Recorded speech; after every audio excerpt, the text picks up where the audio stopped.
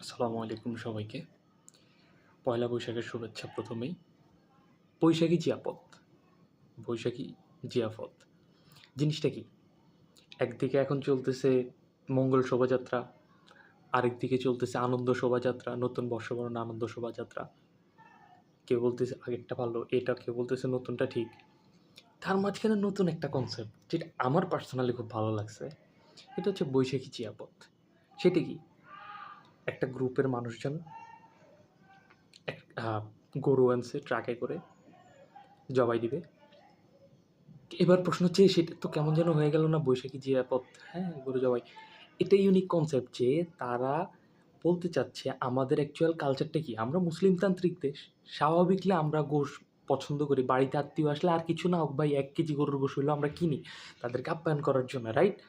আর ওই ওই কালচারের আমরা যাদের আজকে ধরেন হচ্ছে আপনি ঢাকা থাকেন ফুল ফ্যামিলি নিয়ে, এখন আপনার গ্রামে ধান টান জমি জমা আছে, চাষ হইছে, সাপোজ ঘরে তুললেন, হ্যাঁ? তো ওইখানে যে হচ্ছে নতুন ধানের চালটা খাইলেও তো আপনি হচ্ছে চেষ্টা করবেন হচ্ছে, বা সবাই ওইখানে যায় গ্যাদার হইলেন, যে আপনার ফ্যামিলি আছে ওইখানে, সবাই গ্যাদার হলেন ঢাকা থেকে যে গেলেন।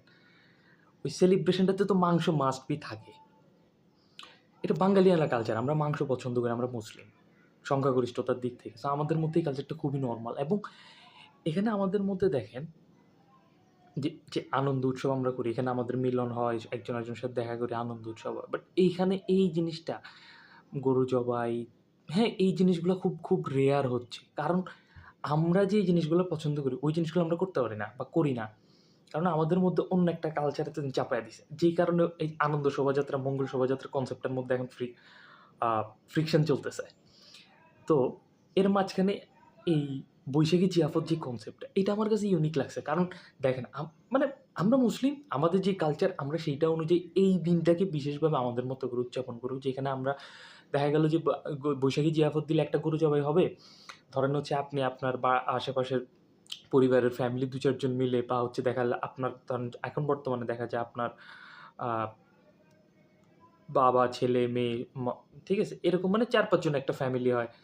তারপরে দেখা যায় চাচারা থাকে, চাচাদের একটা ফ্যামিলি। তো এরকম কয়েকজন মিলে কিন্তু মোটামুটি চেষ্টা করলে একটা গরু-টরু জবাই দেওয়া যায়। সবাই মিলে আনন্দ উৎসব করে, খাওয়া-দাওয়া করে ভালো রকমের অনুষ্ঠান মুখর করা যায়, এবং খরচও কম আসে। তো এটা অনেক সময়ই করা হয়, যখন আমাদের দেখা যায় বড় ফ্যামিলিগুলোতে সবাই সেলিব্রেট করে, এটা হয়। কিন্তু এই যে বৈশাখের মধ্যে আমরা যে একত্রিত হওয়ার ব্যাপারটা, এখানে কিন্তু এই জিনিসটা আমরা করি না।